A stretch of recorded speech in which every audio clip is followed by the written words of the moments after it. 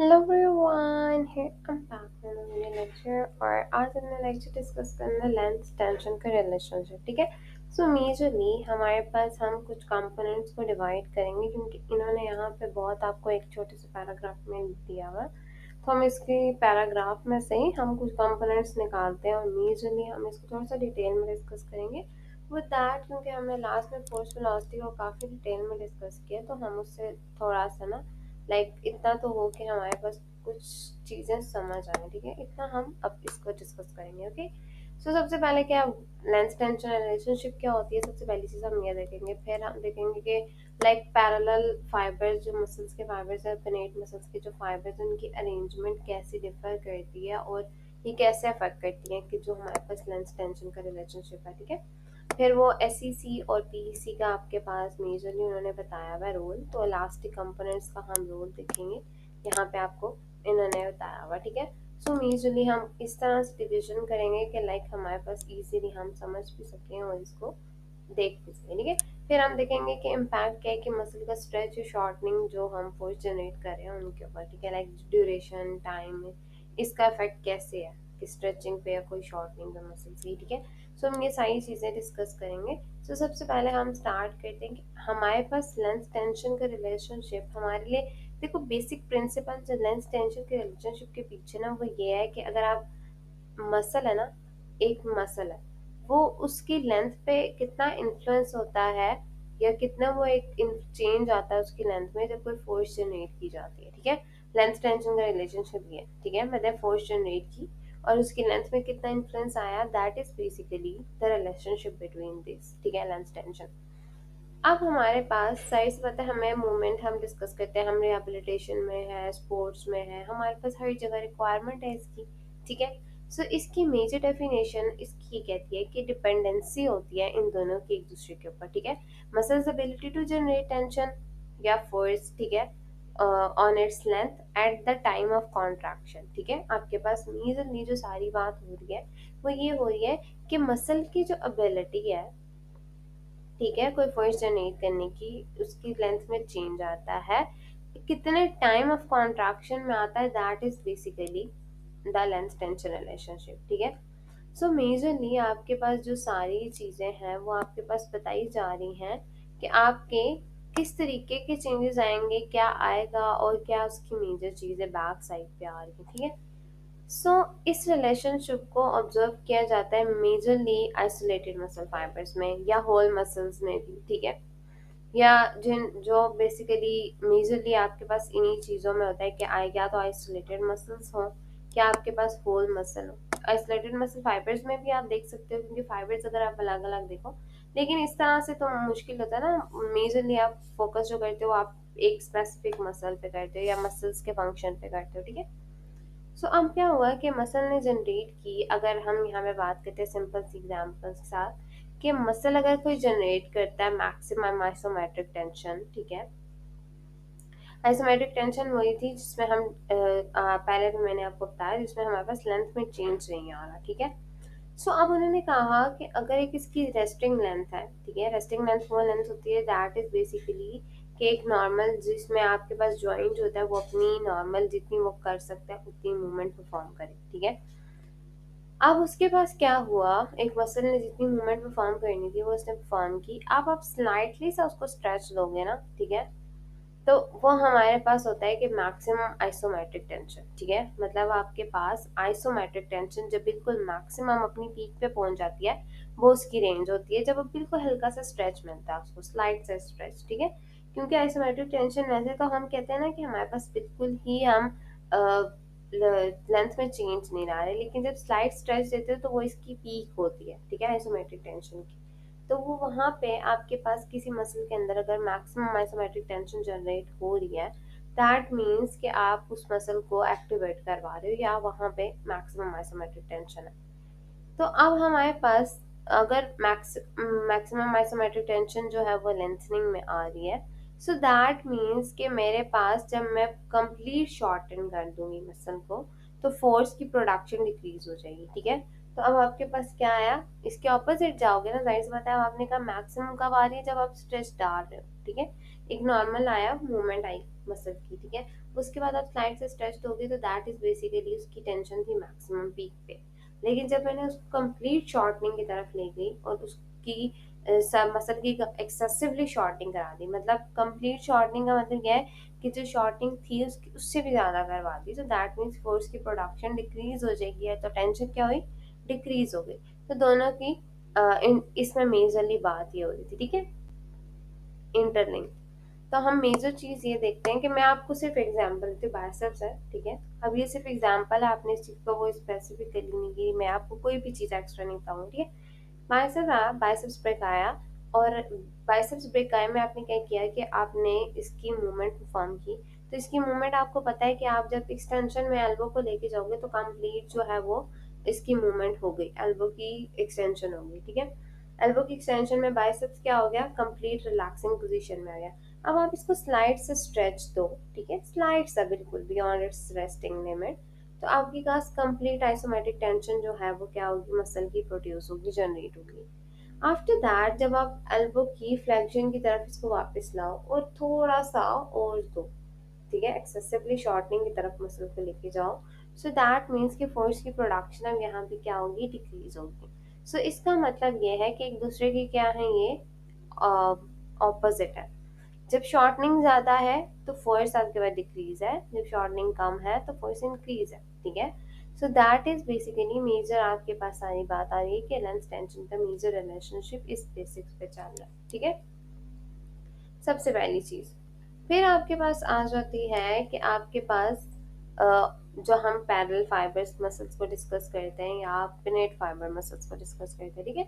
Research ने different जगह पे आपको डिफरेंट तरीके से रिसर्चर्स ने बताया हुआ है कि आपके पास जो मसल फाइबर्स हैं उनकी अरेंजमेंट कैसी है, ठीक है। अब हम पैरेलल फाइबर्स और पिनेट की हमें पता है, हम पहले डिस्कस कर चुके हैं कि किस तरह से कौन सी होती है, पिछले वीडियोस में हमने देखा था। तो अब ये जिस पोजीशन में है दोनों, ठीक है, तो वो उनकी एक ऑप्टिमम मसल की लेंथ होती है जो वो जनरेट करते हैं जब उनको मैक्सिमम टेंशन चाहिए होती है, प्रोडक्शन चाहिए होती है। सो अब क्या होता है कि जो पैरेलल मसल फाइबर्स है ना, वो मैक्सिमम फोर्स प्रोड्यूस करते हैं जब वो स्लाइटली स्ट्रेच होते हैं just over their resting length, ठीक है, जैसे हमने पीछे बात की कि थोड़ा सा वो रेस्टिंग लेंथ से ज्यादा चले जाते हैं, ठीक है। तो पैरेलल मसल फाइबर्स क्या करते हैं, अपनी मैक्सिमम फोर्स जनरेट करते हैं। लेकिन पिनेट मसल फाइबर्स अपनी पीक जनरेट करते हैं 120 to 130 degree of their resting length, ठीक है। दैट मीन्स कि इनको काफ़ी ज़्यादा स्ट्रेच चाहिए होता है तब जाके ये अपनी एक पीक फोर्स को जनरेट करते हैं, कौन से, पिनेट फाइबर्स, ठीक है। तो अब आपको पता होना चाहिए कि पैरेलल मसल फाइबर्स कौन से हैं या पैरेलल फाइबर्ड मसल्स कौन से हैं और पिनेट फाइबर्ड मसल्स कौन से हैं। जब तक आपको ये चीज़ें क्लियर नहीं होंगी तो आपके पास चीज़ों को समझना मुश्किल हो जाएगा। पैरेलल वाला इजीली स्ट्रेच हो रहा है, इजीली मैक्सिमम फोर्स प्रोड्यूस कर रहा है, पर पिनेट आपके पास उसकी रिक्वायरमेंट ज़्यादा है, उसको पीक फोर्स पे जाने के लिए रिक्वायरमेंट ज़्यादा है, ठीक है। सो दैट मीन्स कि हमें पता है कि जो ऑप्टिमल लेंथ होती है उसकी एक आइडियल ओवरलैप होता है एक्टिन मायोसिन का, जैसे हमें पता है क्रॉस ब्रिजिंग होती है, फिर आपके पास फोर्स की प्रोडक्शन होती है। सो जब आपके पास क्रॉस ब्रिजिंग मैक्सिमाइज हो जाएगी ना, ठीक है, तो फोर्स की प्रोडक्शन भी मैक्सिमाइज हो जाएगी, ठीक है। सो मेजरली आपके पास सारी बैक पैथोलॉजी या बैक में आपके पास जो मैकेनिज्म है वो ये है कि पैरेलल में आपके पास मैक्सिमम फोर्स क्या हो रही है, just over the resting limit. लेकिन पिनेट फाइबर्स के ऊपर जब 120 से 130 डिग्री होती है अबव तो या अराउंड, तो हमारे पास तब उसकी पीक फोर्स प्रोड्यूस होती है, ठीक है। सब दूसरी चीज, सेकेंड पॉइंट ये था हमारे पास। थर्ड पॉइंट हमारे पास था कि यहाँ पे जो इलास्टिक कंपोनेंट्स हैं, जैसे हमने पहले बात की सीरीज इलास्टिक कंपोनेंट्स, हम पीछे डिस्कस कर चुके हैं लास्ट लेक्चर्स में कि सीरीज इलास्टिक कंपोनेंट्स क्या होते हैं, पैरेलल इलास्टिक कंपोनेंट्स क्या होते हैं। तो जो सीरीज और पैरेलल इलास्टिक कंपोनेंट्स हैं उनका इन्फ्लुएंस इटसेल्फ क्या हो रहा है, ठीक है, प्रोडक्शन फोर्स की प्रोडक्शन के ऊपर उनका रोल क्या है मेजरली, ठीक है। सो अगर अपार्ट हम देखते हैं कि कोई कॉन्ट्रैक्टाइल एलिमेंट्स है, मसल टेंशन इन्फ्लुएंस करता है इलास्टिक कंपोनेंट्स की वजह से, ठीक है, और काफ़ी ज़्यादा करता है। अगर आप सीरीज इलास्टिक कंपोनेंट देखते हो ना तो प्राइमरली आपके पास क्या होता है कि टेंडन्स कनेक्टिव टिश्यूज जो होते हैं ना वो कंट्रीब्यूट करते हैं टेंशन को, ताकि मसल जो है वो स्ट्रेच हो जाए। ठीक है, मतलब आपके पास टेंडन्स, कनेक्टिव टिश्यूज अगर सीरीज में है तो दैट मीन्स वो कंट्रीब्यूट क्या कर रहे हैं आपके पास मसल स्ट्रेचिंग में। ठीक है, पैरेलल में क्या होता है, कनेक्टिव टिश्यूज और जो सराउंड, जो उन मसल के फाइबर्स को सराउंड कर रहे हैं। ठीक है, आपके पास वो नहीं जो आपके पास connective tissues around the joint है। ठीक है, वो कनेक्टिव टिश्यूज जो मसल फाइबर्स को सराउंड कर रहे हैं वो असिस्ट करते हैं आपके पास पैसिव टेंशन डेवलपमेंट में। ठीक है, अभी मैं आपको बताऊंगी कि लाइक मेजरली पैसिव की किस तरीके से उन्होंने आपको बताई है। ठीक है, सो आपके पास नीचे डायग्राम है 6.18, वहाँ पे हम देखेंगे कि हमारे पास कैसे है। तो मेजरली आपके पास सीरीज वाला जो कंपोनेंट है वो टेंडन और कनेक्टिव टिश्यूज कंट्रीब्यूट कर रहे हैं, जब उसको स्ट्रेच करके पैरेलल वाला कैसे हो रहा है कि वो आपको असिस्ट कर रहे हैं। ठीक है, वो कैसे कर रहे हैं, असिस्ट कैसे कर रहे हैं, कनेक्टिव टिश्यूज, वो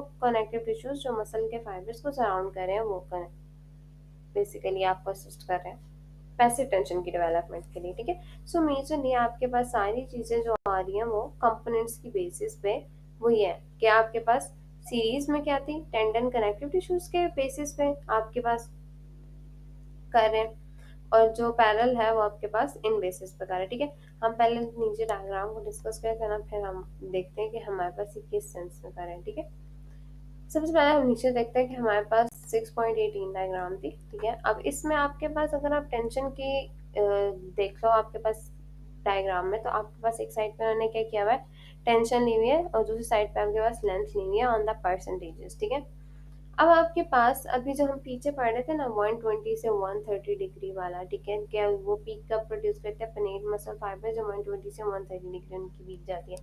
सो दैट मीन्स कि वो पैसिव हमारे पास टेंशन के टाइम पे आ रही है। ठीक है, अब क्या होता है कि टेंशन, अब हमारे पास दो तरह की टेंशन होती है, एक्टिव टेंशन और पैसिव टेंशन। ठीक है, यहाँ पे आपके पास दोनों टर्म्स यूज की हुई है, active tension and second one was that the passive tension.